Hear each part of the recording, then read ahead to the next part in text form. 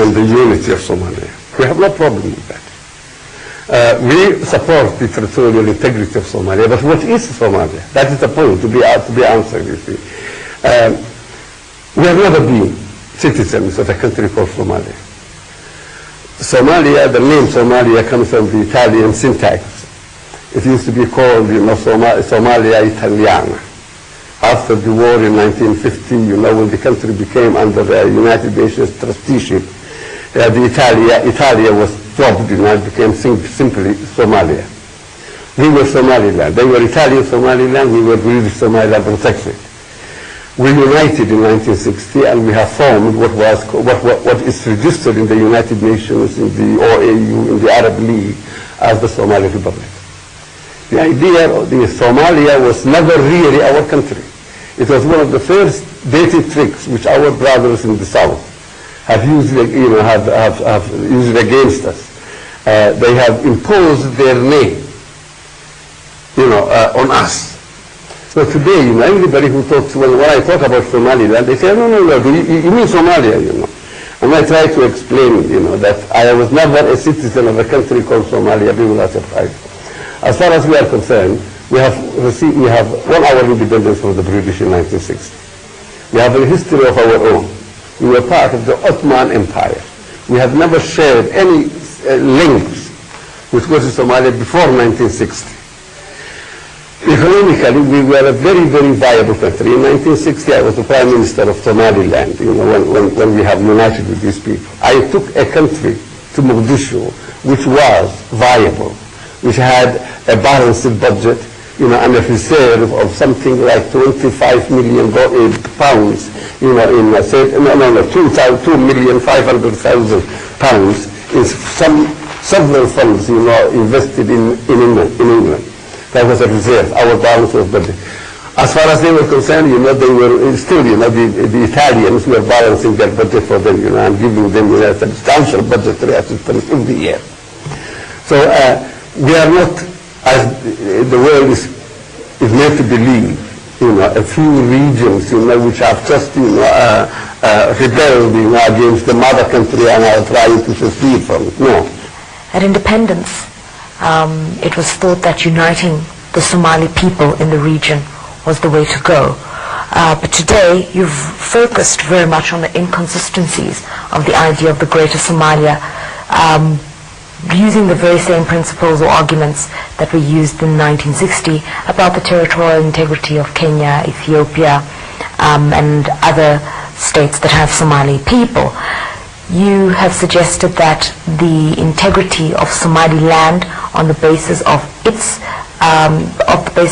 sanctity of its borders is something that must be upheld. How has the territorial integrity of Somaliland been violated in terms of international law? Well, our territorial integrity, has not been violated. What is violated is our history, our previous existence, our identity. Everything, has been eliminated, and replaced, by a foreign identity which is called Somalia. So everybody thinks of us as Somalia. You see, they call about changing this article in the OAU charter, which sanctifies the colonial borders which Africa has inherited from colonialism. And they say that we are now violating that particular article. But I was there when that article was introduced in Addis Ababa, in the OAU conference. The man who introduced it was the late President Julius Nyerere. The purpose why, the subsequent rationalization of that article is false. But at the time when it was being introduced directly against the attempt of the Somali Republic to expand towards Kenya, Ethiopia, and French Somaliland. The attempt to unify the Somalis. It was to stop that. In fact, at the conclusion of his speech in Addis Ababa, if the records can be found, Julius Nyerere said that if this article is accepted, then the union between former British Somaliland and former Italian Somalia is invalid, and each should go back to their own to their own colonial borders. So that article was introduced into the charter to stop the unification of the Somali nation. Now it is being used to stop the withdrawal of Somaliland from the Union. It's illogical. You can't have your cake and eat it at the same time. So what is being violated today now is not so much our territorial integrity. What is being violated is our existence, our identity, our being a nation, which we have been, for a very long time before we even had, of Somalia. Nonetheless, there was a union between the two countries. Why is there now a revision of the principle of union today, after you did go ahead and unite in any case? Well, you see,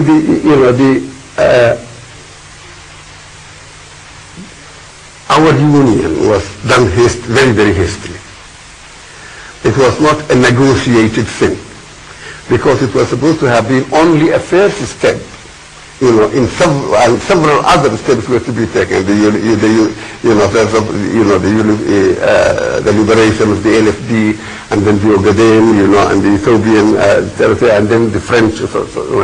So there was no question, of wasting time. That's the impression we use, on negotiating time, negotiating an adequate union. That's why there was no act of union. We have passed an act of union because the British, as you know, were very fastidious people, very efficient, they were legal-minded, so they had to pass an act of union. We acted an act of union which was composed of something like 20 or 21 articles.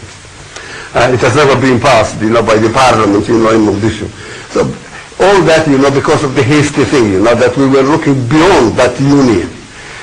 When then, of course, which we did at the time, there was a great deal of naivety, in the Somali leadership. We were new to this idea. They were a little better than us, because they had a local autonomy, under the United Nations trusteeship territory for almost 5 years or 6 years, before the Union. So at least, they had tasted the parliamentary practice, the practice of government, ministers and things like that. We didn't.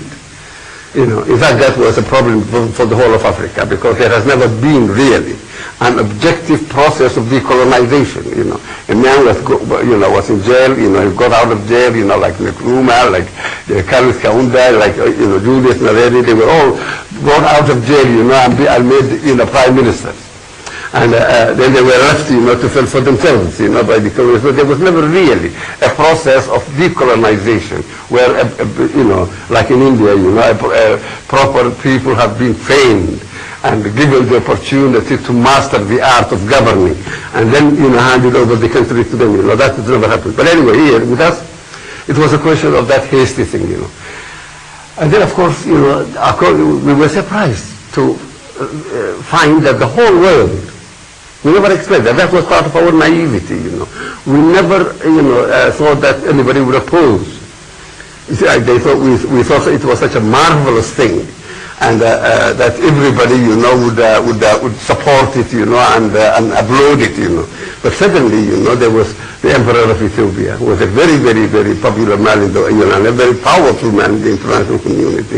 There was President Eigaal, who was even much more powerful and much more forceful man, And then there was President Jomo Kenyatta. These three men combined together, opposing the unification of the Somali people under one flag, have formed, a formidable front against us, and we suddenly found that the whole international community, including the OAU, was adamantly opposed, to what we thought, was a very, very good thing, everybody would support, And